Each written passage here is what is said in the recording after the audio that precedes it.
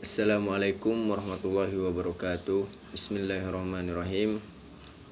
Alhamdulillahirabbil alamin wassalatu wassalamu ala asrofil anbiya'i wal mursalin wa ala alihi wa ashabihi ajmain amma ba'd.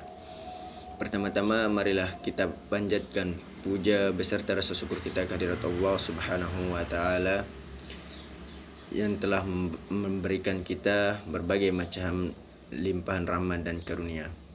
Yang kedua kalinya tak lupa kita haturkan salawat beserta salam kepada junjungan Nabi besar Muhammad SAW. Sebelumnya saya ingin memperkenalkan diri, nama saya Mujibur Rahman, mahasiswa Ilmu Politik 2019.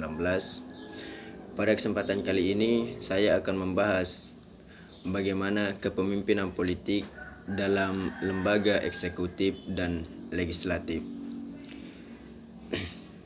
Sebagaimana yang kita ketahui bersama, pengertian dari kepemimpinan politik yang telah kita bahas pada pertemuan sebelumnya.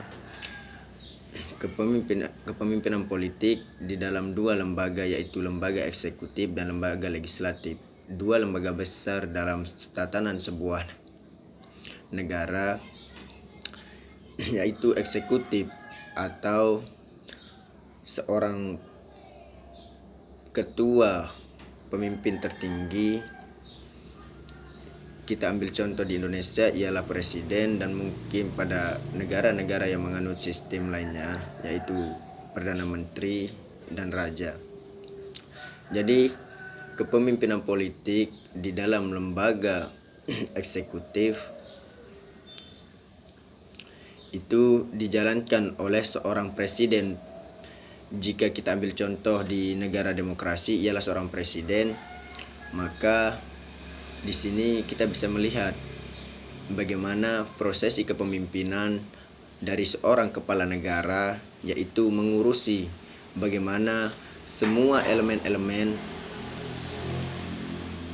atau lembaga-lembaga yang berada dalam sebuah negara, semua komponen-komponen yang berada di dalam sebuah negara agar bisa berjalan semestinya, berjalan dengan baik sebagaimana yang telah ditetapkan sebagai tujuan bersama.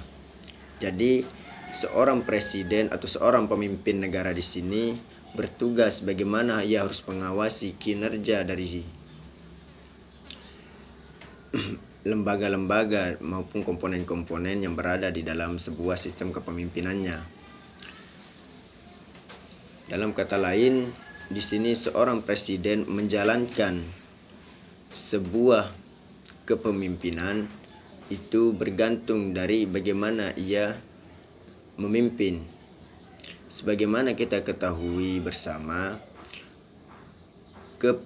dalam sebuah kepemimpinan atau menjalankan sebuah kepemimpinan itu selalu saja bergantung pada siapa yang menjalankan kepemimpinan tersebut.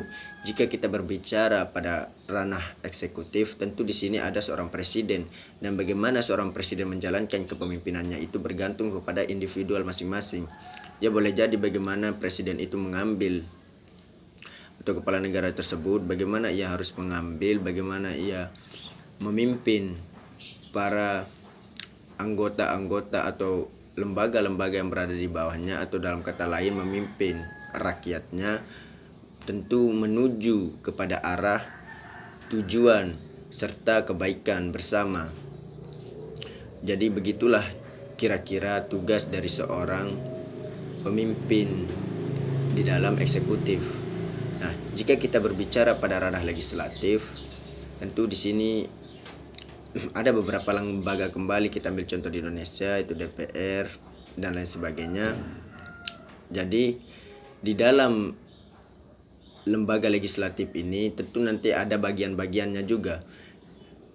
Ada ketua dan ada susunan organisasi di situ.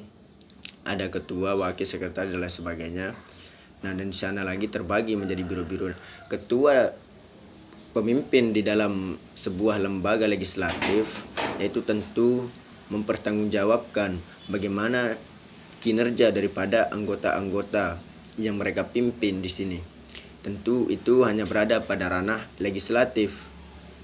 mencakup kepada daerahnya masing-masing. Jika kita berbicara tentang dua lembaga ini, lembaga eksekutif dan lembaga legislatif, tentu lembaga eksekutif atau pemimpin dalam lembaga eksekutif memiliki ranah yang cukup besar, dalam artian ia memimpin secara langsung menuju ke anggota-anggotanya atau masyarakat di sini. Dan jika kita berbicara pada ranah legislatif, tentu ia memiliki beberapa, bisa kita katakan memiliki delegasi atau wakil-wakil yang telah ia tetapkan di situ untuk melakukan sebuah pengawasan terhadap kinerja ataupun para anggota di bawahnya. Jika seorang pemimpin dalam bidang eksekutif itu melakukan kepemimpinannya secara langsung, dalam kata lain demokrasi langsung, dan di dalam lembaga legislatif itu cenderung melakukannya dengan pengawasan di situ, memiliki delegasi yang telah ia tunjuk dan ia tetapkan terlebih dahulu. Jadi dua kepemimpinan di dalam lembaga eksekutif dan legislatif itu sebenarnya tidak berbeda jauh. Hanya saja bagaimana prosesi kepemimpinan di dalamnya, itulah yang membuat suatu perbedaan di antara kepemimpinan di dalam lembaga eksekutif dan lembaga legislatif. Mungkin sekian dari saya, semoga bermanfaat. Kurangnya saya mohon maaf.